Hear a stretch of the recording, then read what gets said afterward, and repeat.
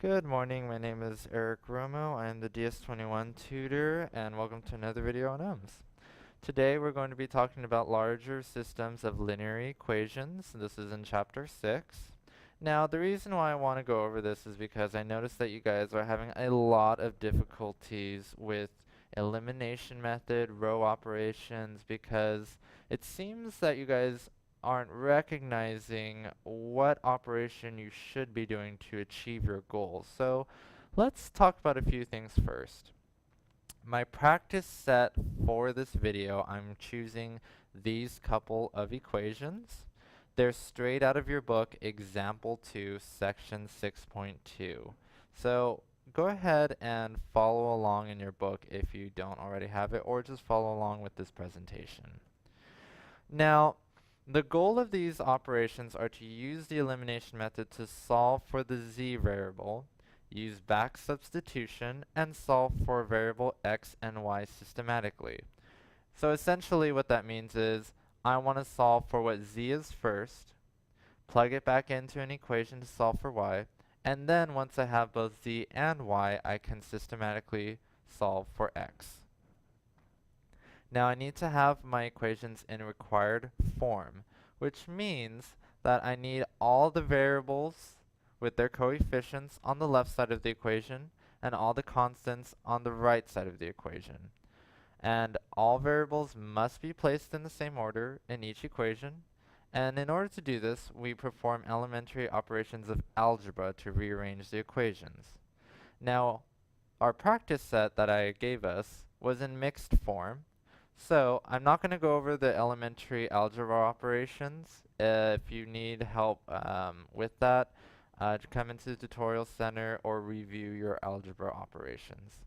So in our required form, I've done my elementary operations, and this is what I should end up with. Notice that it's x, y, z, constant. X, y, z, constant, x, y, z, constant on the right side. Now the elimination, the first operation that I need to make sure that I do is make the leading coefficient of the first equation 1 by either interchanging equations or multiplying the first equation by a suitable constant. Well, this problem, I don't need to do this step. It's unnecessary. So right here I already have 1x. So I can kind of skip over that for now. But note that in your future, if you have, say, a 3, a 4, and -2 here, just try to divide by a 3 through your operations. Essentially, you just want to get something at a 1x right here. Now, the second operation. Eliminate the leading variable, the x variable, from each later equation by replacing the later equation by the sum of itself and a suitable multiple of the first equation.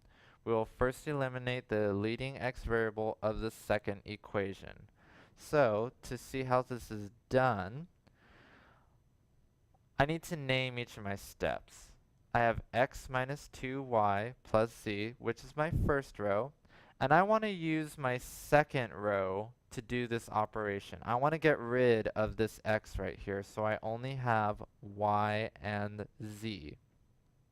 So this is what it is summarized, but why don't we do that really quickly on my drawing tablet.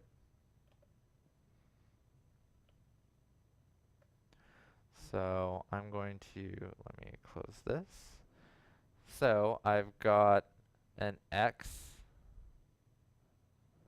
minus 2y plus 4z is equal to 6.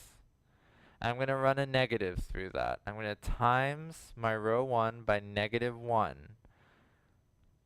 So this becomes negative, this becomes positive, and this right here becomes a negative. So I'm going to just put a minus up here for you guys, and a minus right here. So I'm going to add my row 2 to this new row 1. So x plus y plus 13z is equal to 6. When I add these together, these cancel, which makes no x here. This becomes 3y, and this becomes 9z is equal to 0. That's how I got this result. Now, this is my new systems of equations. Notice I labeled it S2. So let's go ahead and maximize this back out. And now this is my new row 2.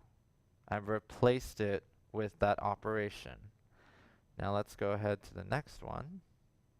Oops. Sorry, guys.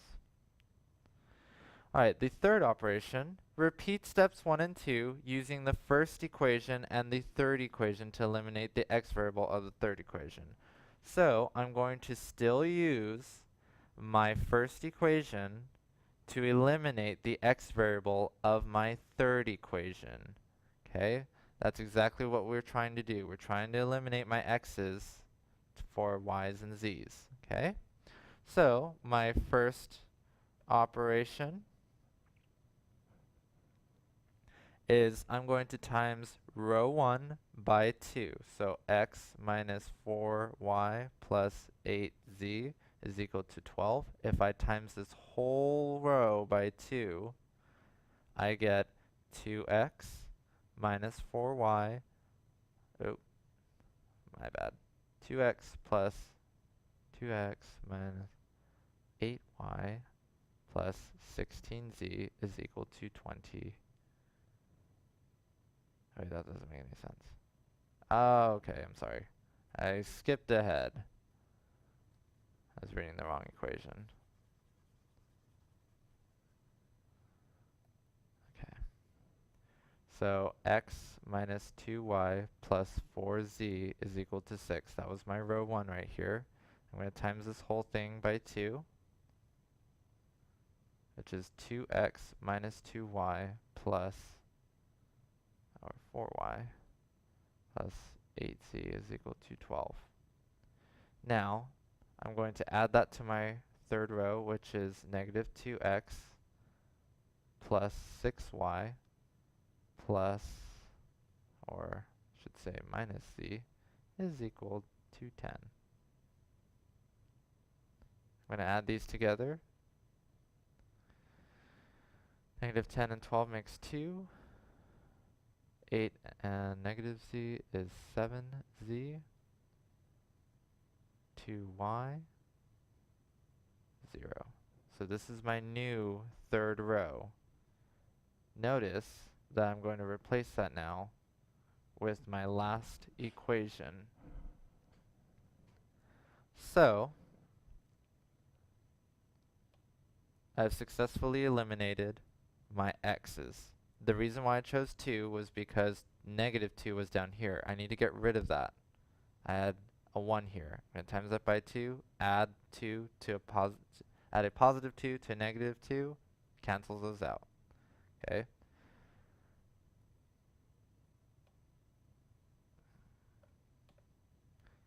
So that was the third operation. This is the... Alright. We have successfully eliminated the x variables of the second and third equation. Now we must focus on eliminating the y variable on the third equation to isolate the z variable. Alright, so now I'm going to be just working with these two, my row 2 and row 3, because they have eliminated the x's, and that way I can just use these two to eliminate a y. So, these don't really have a pretty number common, except for maybe I can times 1 by the negative reciprocal of it. So, I'm going to times this, I'm going to times row 2 by 2, and I'm going to times row 3 by negative 3, so that they become opposites of each other for the y's. Okay, so let me file new. Bring this over for you. So, if I times 3y plus 9z equal to 0, this whole row times 2 becomes 6 plus 18z is equal to 0. And for the other equation, row 3, which is 2y plus 7z equal to 2, all times by negative 3, I get negative 6y and negative 21z is equal to negative 6. So I'm going to add these two equations together.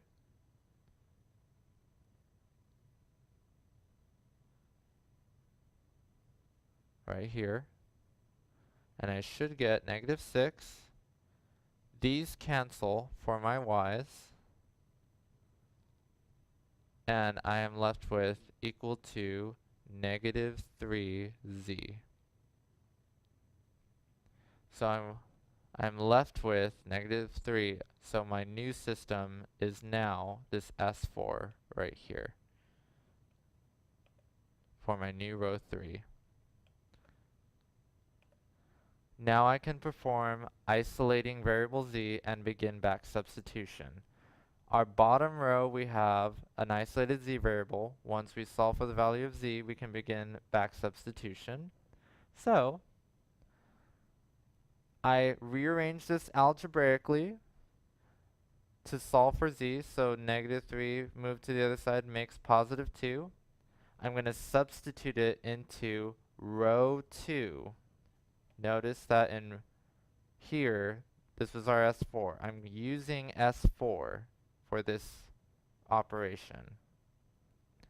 So I put 2 into the second row, 3y plus 9 times 2 because z is 2, and I perform my operations, and I get y is equal to negative 6.